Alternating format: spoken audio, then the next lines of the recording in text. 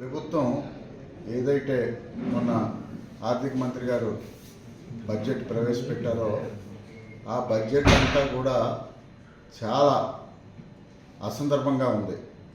ఎందుకంటే గత బడ్జెట్లో పొందుపరిచిన విషయాలే ఈ బడ్జెట్లో పొందుపరచడం జరిగింది. ముఖ్యంగా వారు ఎలక్షన్ ముందర ప్రకటించిన ఆడబిడ్డ నిధి దానికి బడ్జెట్లో కేటాయింపు లేదు. అలాగే నిరుద్యోగ భృతి చూసుకుంటే చాలామంది యువకులకి నిరుద్యోగ భృతి ఇస్తామని గత ప్రభుత్వంలో చంద్రబాబు నాయుడు గారు గత ఎలక్షన్ ముందు చంద్రబాబు నాయుడు గారు హామీ ఇవ్వడం జరిగింది. మరి అది కూడా దానికి కూడా బడ్జెట్ కేటాయింపు లేదు.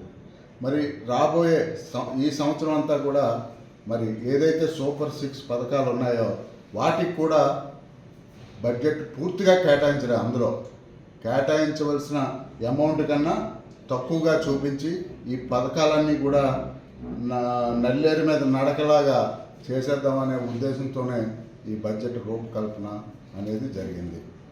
అలాగే ఇంకా ఎస్సీ, ఎస్టీ, బీసీ వీళ్ళందరికీ కూడా 50 సంవత్సరాలు నిండిన వెంటనే పెన్షన్ ఇస్తామని గతంలో చంద్రబాబు నాయుడు గారు చెప్పడం జరిగింది. అది కూడా కేటాయింపు ఈ బడ్జెట్లో లేదు. అందుకని ఈ బడ్జెట్ అంతా కూడా బోగస్ బడ్జెట్ లాగా ఉంది తప్ప ఇందులో కొత్తగా ప్రత్యేకంగా చెప్పేది వాళ్ళకి ఏమీ లేదు. ఈ బడ్జెట్ మీద మరి అపోజిషన్ పార్టీగా మేము మా స్పందన తెలియజేద్దాం అనుకుంటే వాళ్ళు ఈ తిరుపతి లడ్డు చర్చని జరపనివ్వకుండా కాలయాపన చేస్తున్నారు. గత 3 రోజుల నుంచి కూడా గత శుక్రవారం, లక్షవారం, బుధవారం నుంచి కూడా గౌరవ ఎల్ఓపి గారి ఆధ్వర్యంలో ఈ తిరుపతి లడ్డు మీద చర్చ పెట్టాలని మేము శాసన మండలిలో ఎప్పుడు అడిగినా సరే వారు చర్చ పెడతామని చెప్పరు, పెట్టము అని చెప్పరు. ఏదో కాలయాపన చేసి సభని ముగించేద్దాం అనే ఉద్దేశంతోనే వాళ్ళు అలాగా సభల్ని అలాగా పొడిగించడం జరుగుతుంది. తప్పనిసరిగా దీని మీద చర్చ జరగాలి. ఎందుకంటే శాసనమండలి వారి చేతిలో, ఎల్ఓపి గారి చేతిలో దాని సాక్ష్యాలు ఉన్నాయి. మరి ఆ రోజు జగన్మోహన్ రెడ్డి గారి మీద ఏదో బురద జల్లాలనే ప్రయత్నం చేసి తిరిగి ఆ బురదంతా కూడా తెలుగుదేశం వాళ్ళ మీద పడింది తప్ప జగన్మోహన్ రెడ్డి గారు క్లీన్గా ఉన్నారు. జగన్మోహన్ రెడ్డి గారు ఏమన్నారు ఆ రోజు?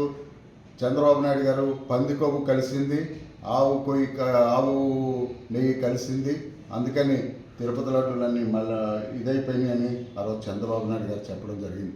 మీకు తెలుసు, సిబిఐ వారు తెలిపారు ఇందులో ఏ పంది కొవ్వు ఏది కలవలేదండి, ఇదంతా ఉత్తితే, దయచేసి దాని గురించి ఇంకప్పుడు మాట్లాడవద్దని సిబిఐ చెప్పిన తర్వాత కొంతమంది మంత్రులు దీంట్లో రిటర్న్ కడిగే కెమికల్స్ కలిసినాయని, ఇంకో కెమికల్స్ కలిసినాయని చెప్పడం జరుగుతుంది.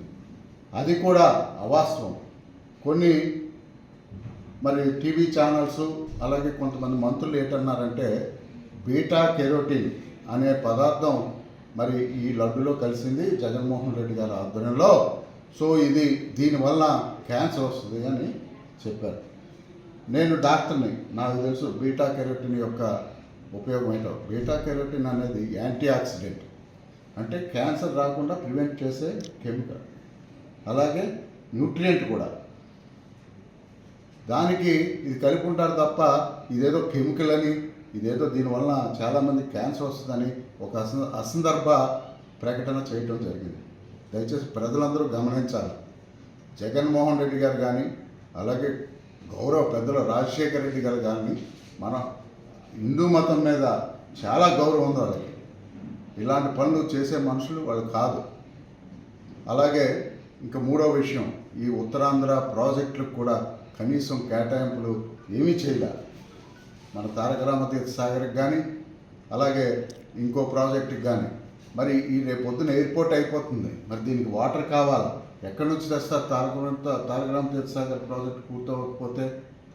దయచేసి ఇవన్నీ బూటకు బడ్జెట్ ఈ సంవత్సరం ప్రవేశపెట్టింది. కానీ మేము ఏదో చదువుతుంటుంటే ఏదో ప్రజల సంక్షేమం కోసం ఒక పేజ్ ఉంటుందా, బహుశా నేను ఆ పేజ్ మిస్ అయిపోయినేమోనని మళ్ళీ పుస్తకాన్ని తిరిగేశాను. లేదు, ఎక్కడ ప్రజల సంక్షేమం కోసం ఏ విధంగా కూడా బడ్జెట్లో ఏ విషయం కూడా ప్రకటించాల. Thank you.